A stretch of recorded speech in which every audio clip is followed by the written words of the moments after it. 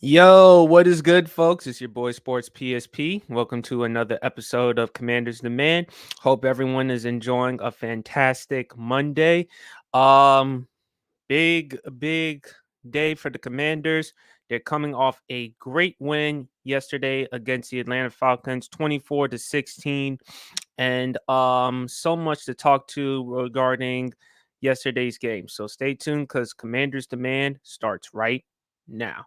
You're watching Commander's Demand with your host, Sports PSP, exclusively on the Grid Network.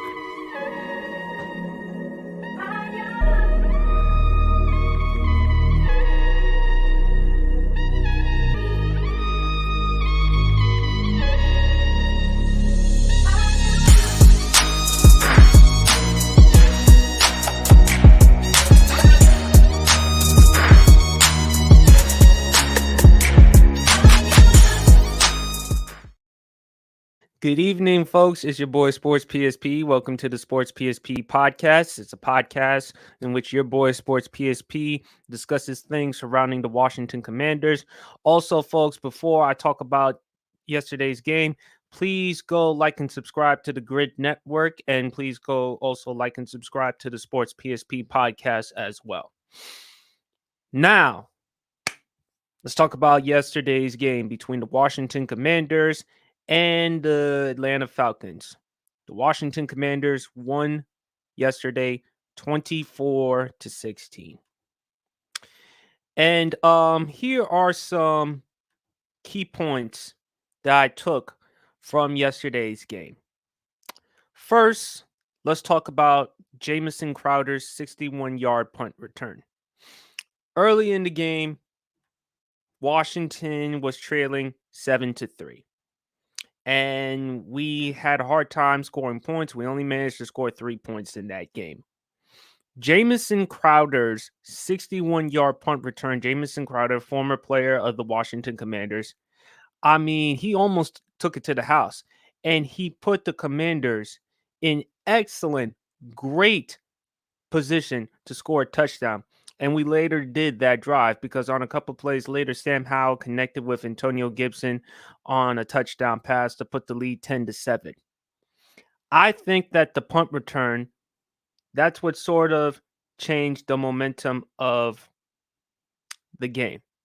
It put us in a position as far as Washington, as far as able to score points, as far as putting us in excellent field goal, excellent position to score a touchdown. And we capitalized in that drive, and then so much more. I definitely think Jamison Crowder, what he did as far as with the punt return, definitely put us in a position to score points and produce points and win. So I want to take my hats off from that. My other key takeaways.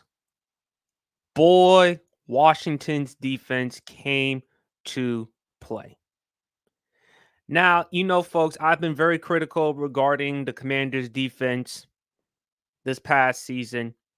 Outside of the season opener against the Arizona Cardinals, albeit against the Arizona Cardinals, Washington's defense has been, to say the least, lackluster.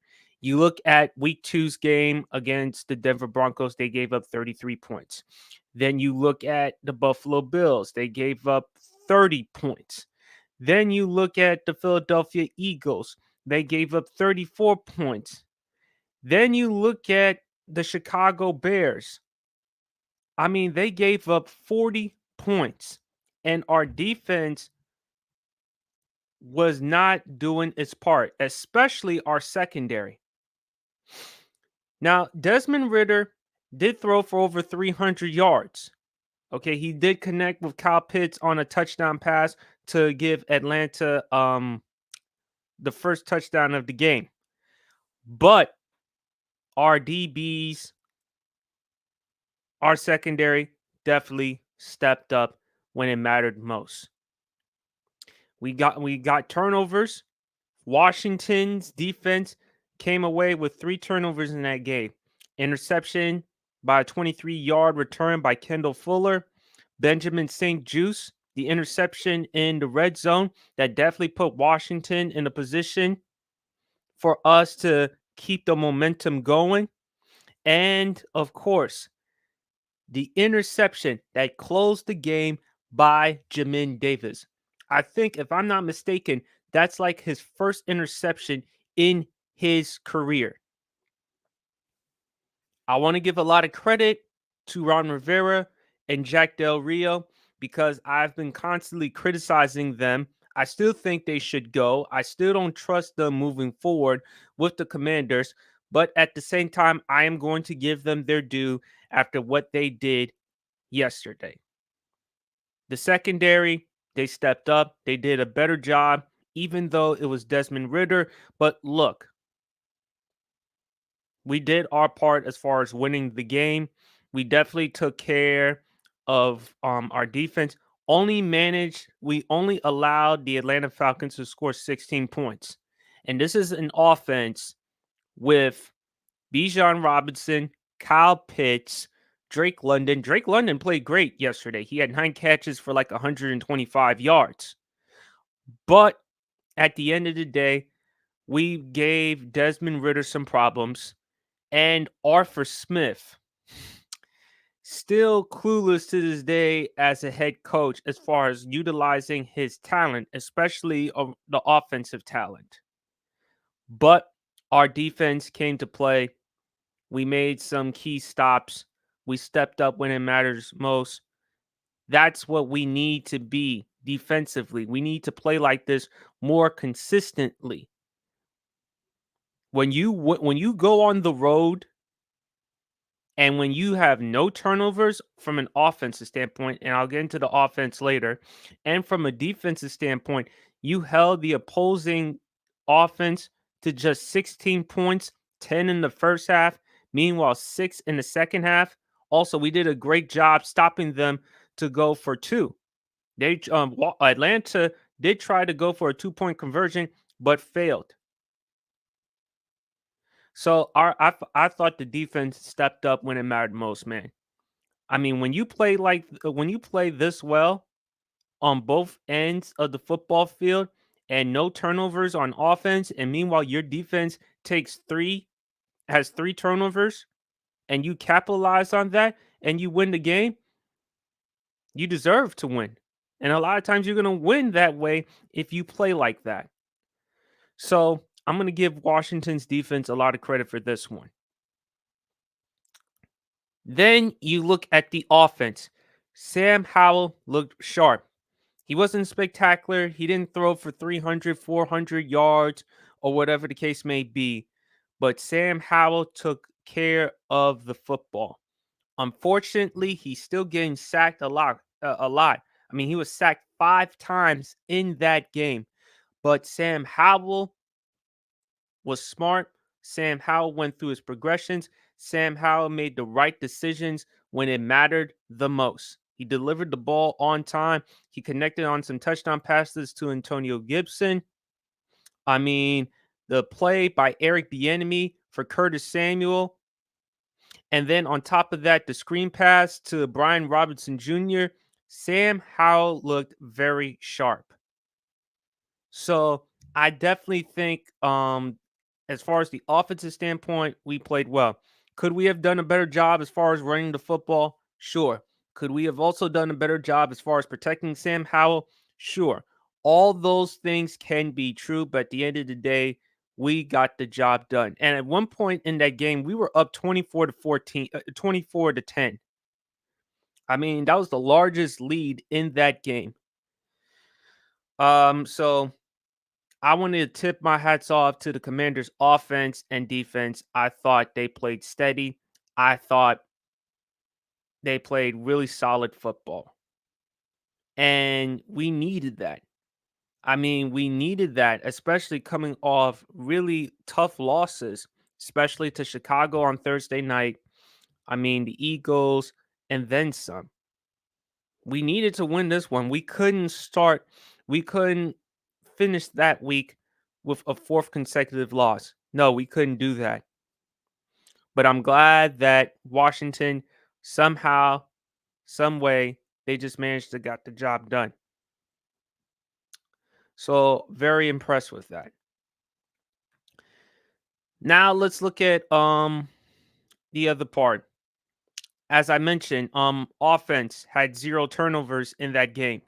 Like I said, if you're an opposing team and whether opposing team, whether home or away, it doesn't matter where you are, home or away. If you do your part as far as taking care of the football, that speaks for itself. That just speaks for itself, and you're gonna win that way. Anytime, whenever you take care of the football, compared to the other offense, more times than not, you are going to win. I just think it was a very impressive win by the Commanders, and I think that the Commanders definitely deserve a lot of credit and kudos in that regard. Also, want to I want to give a moment to silence to a very interesting story that I read. And it's regarding the Washington Commanders, and it's regarding Charles Leno Jr. I'm reading a little bit here from an article of ESPN. Washington Commanders left tackle Charles Leno Jr. did not play in Sunday's game against the Atlanta Falcons after his wife shared on social media that she had a miscarriage. Miscarriage. Um, this is a statement from his wife, Jen Leno. She posted on Sunday morning that quote, "Our baby girl, Peyton Leno, gained her wings unexpectedly." Jen Leno continues. She came into this world just like her big sisters, quick and fierce, and was such a fighter. Thanks to everyone who has poured so much love and prayer into us throughout this journey. Rest easy, sweet girl. And the Commanders, prior to yesterday's game, they downgraded Leno for personal reasons. Here's a statement from Commanders quarterback Sam Howell. Obviously, thoughts and prayers are with Leno and his family.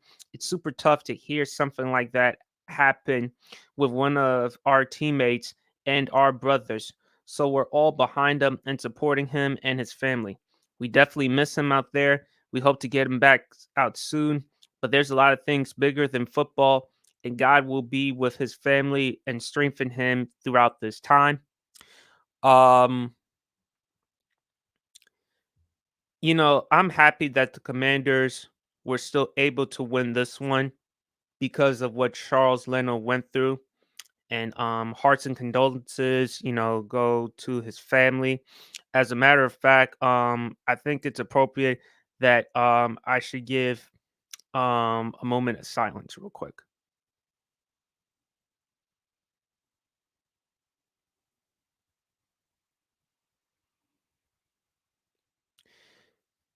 Okay, thank you. Um, I'm just happy that the Commanders, regardless of what Charles Leno was dealing with, and God bless him, hope he and the family is okay. I'm just glad that the Commanders used that and found a way to win, and they did it for him, especially what he was dealing with. Um, so I'm really happy that they were able to get the job done and win. And hearing the statement from Sam Howell was meaningful. So I am So, that's all I got to say regarding that. So again, hearts and condolences go to Charles Leno and his family. And as for the Commanders, great victory for them to go on the road. And it was a really tough win because again, they weren't the favorites into this game. Prior to the game, the Atlanta Falcons were a 2.5 point favorites to win. So happy that the Commanders were able to get the job done, that part. Can the Commanders keep this up? Can the Commanders keep this up? Because next week, and again, folks, Commanders Demand, the podcast will be on Wednesday, 9:30 p.m. I will make my pregame predictions between the Commanders versus the New York Giants. Can they keep this up? I mean, it's interesting to see. I mean, look, it depends if you're the Commanders. My concerns with this team has been the offensive line. I just don't think they have done a good job as far as protecting Sam Howell. And I also think that Sam Howell also runs himself into some sacks because he does hold on to the football a little too long. Eric Bieniemy, I think the reason why, and I love having Eric Bieniemy on my team. I think the reason why he's on our team is because he takes away some of the play calling and the responsibility from Ron Rivera. With Eric Bieniemy, he's responsible for calling the plays. And honestly, whether anyone wants to admit it or not, Kansas City, Patrick Mahomes, Travis Kelce, Andy Reid, they're missing Eric Bieniemy. Because even though that the Chiefs are still 4-1, they're still leading their division. They're one of the top teams in the AFC. Still, they miss Eric Bieniemy because if you look at their offense, they just haven't been the same. Now, obviously, of course, they don't have the difference maker, the speedster, in Tyreek Hill, one of the best wide receivers in the NFL. But at the same time, let's not discount or take away what Eric Bieniemy has done for Kansas City. And what he's doing for this Commanders offense with Sam Howell, who's in his first year as a starter, has been pretty solid. All I said with Eric Bieniemy and what he needs to do, he needs to not put so much on Sam Howell. Because after all, he is 22, 23 years old and certainly nowhere near the talent of a Patrick Mahomes. He's not that. Can Sam Howell be solid, good on the NFL level? Only time will tell. But I definitely don't see Patrick Mahomes. I don't see Josh Allen. I don't see Joe Burrow. I don't see the elite quarterbacks. That's not how I will look at Sam Howell because I don't think he'll ever be that. But I do think he could be confident. I do think he could be a solid quarterback. At best case, he could be what? A Kirk Cousins. He could be a Kirk Cousins. I believe Eric Bieniemy can do enough to make Sam Howell Kirk Cousins. Quality quarterback, can put up some good numbers. But Sam Howell just needs more offensive line help, and he's got to do a better job getting rid of the ball faster.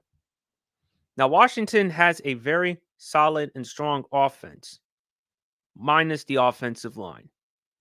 Brian Robinson, I like Brian Robinson a lot. I like him a lot more than I like Antonio Gibson because of his running ability. I mean, he does a better job running into contact, in my opinion, than Antonio Gibson. And he's been more effective this season than Antonio Gibson. As for Washington's offense, we have to get a tight end. I still like Logan Thomas, but at the same time, he's getting up there in age, and durability has been a question or concern about him. So, is he the type of guy I want for the next 2 or 3 years? No. If I'm Washington, I got to find a tight end in the draft. Now, we're not going to get like a Brock Bowers, who's going to be the first tight end taken off the board, and he's a bona fide top 5, top 10 pick in the 2024 NFL draft. I don't see Washington doing that. I don't see us getting that. But I do see us probably finishing 17th, 18th in the draft, and whoever's out there available, particularly on offensive line or DBs, that's just somebody that we're just going to have to get.